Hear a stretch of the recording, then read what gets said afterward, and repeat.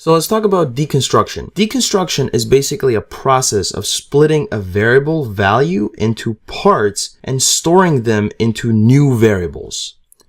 Let me show you what I mean by that through an example. Once again, we're in this project where we're putting in our brand new examples that are short brand new examples.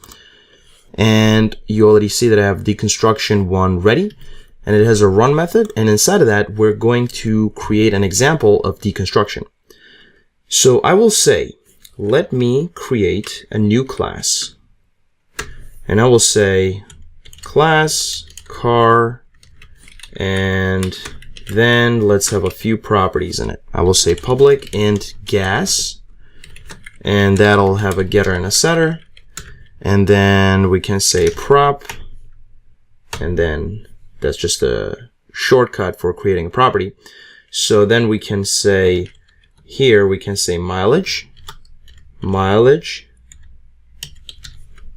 Great. And then I will say public car, not cat, car. And by the way, the prop will work in Visual Studio 2015 as well. It's not anything specific to 2017. Just a note. And then int gas, int mileage. Just copy paste that. And then I will say this gas equals gas. This mileage equals mileage. Great. Now here's the thing. We are going to create this method, which is going to be called deconstruct. And just bear with me. I'll go over it just in a second. And then mileage as well. Then I will say gas equals this gas.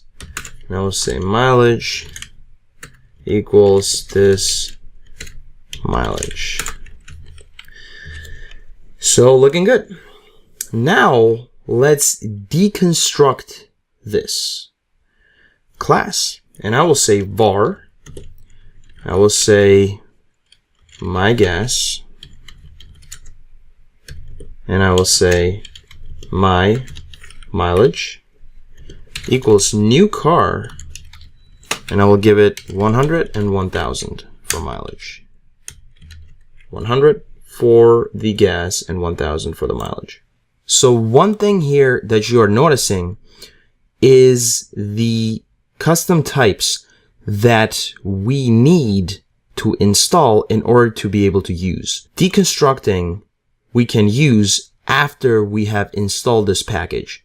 And the reason why I let it break is so you can experience the same thing and then we can solve it together. So the way you solve it is by right-clicking on your project, going to manage NuGet packages, going to browse, and then here you're going to type in system dot value tuple. So now click install, say okay, I accept, let it install, and once you come back you'll see that you're able to use it. The red line went away. So I will be talking about tuples later in our videos, but I wanted to talk about deconstruction first before talking about tuples. So this is how we're deconstructing. We're essentially, it doesn't matter whether it's a tuple or a custom type. In this case, we have a custom type. It doesn't matter what it is. As long as we want to take out parts of the variable and put them into new variables, that's deconstructing. When we have custom types, we need this deconstruct method, okay? It needs to have the name deconstruct, needs to have public, needs to have void, needs to have out, and then you can have your own types, whatever types you have. This could be string, could be anything else. And you have to have the name of the properties. And then you have to hook your properties that you want to deconstruct, in this case, gas and mileage. These are the ones that you're allowing to be deconstructed. Now, I might have had another one that would be string name. And this would have been get and set, right? Let's just give it a shot to see that this would not be able to be deconstructed. And I will say string name. and then I will say this name equals name. You will see that if I'm trying to come here and say, let's say it's car1, keep it simple, and I'm trying to say name, I can't really access it. You see that? No deconstruct instance or extension method was found for type car with 3 output parameters, not out parameters. So that's because we didn't specify a deconstruct method. We didn't specify the name. We didn't allow it to be deconstructed. But if we were to go here and say, hey, listen, you know, I'm actually willing to let that go and let the users be able to deconstruct it, then we can say simply name, and then go here, say this name, then everything would have worked out. Also, please note that these names, these are the new variables. So you're grabbing these guys and you're putting them into new variables here. And then you can actually use them. You can say console, so you can say console, right line, and then you can say my gas is going to be my gas, and that will work just fine. You can do it for all the variables that you have deconstructed, for all the 3 of them here. So you can say my mileage and my name, and all these should work just fine. Change the titles as well, even though that doesn't matter, but just for clarity's sake. Okay, so this should work just fine.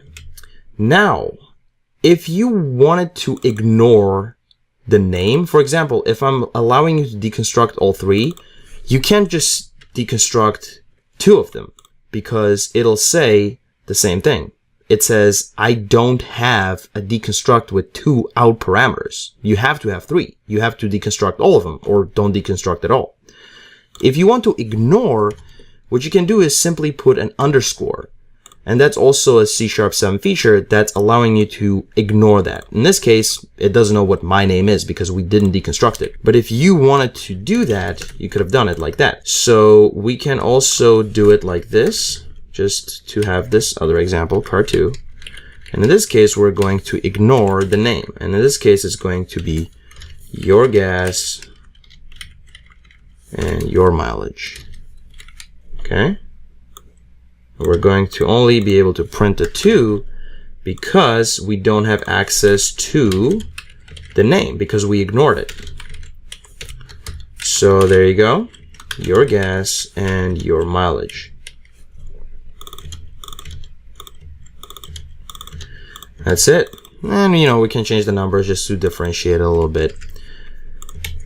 But that's essentially it. So if you want your class to be deconstructible, then you need to have deconstruct method on it, and you need to keep it this format. You need your out, reserved keywords, and then your parameters, whichever ones you want to deconstruct, whichever property or field that you want to deconstruct. And then you have to hook them into these names that are the out parameters. And that way it'll allow you to deconstruct them.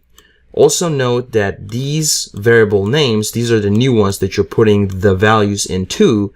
These don't really care if the names match. So this could have been A, B, C, and it would have still been fine. So that's deconstruction. You'll see more of this when we start going over tuples, but I wanted to go over deconstruction first before going over tuples, just so you can see the idea, the concept before going into tuples and then connecting the 2 together.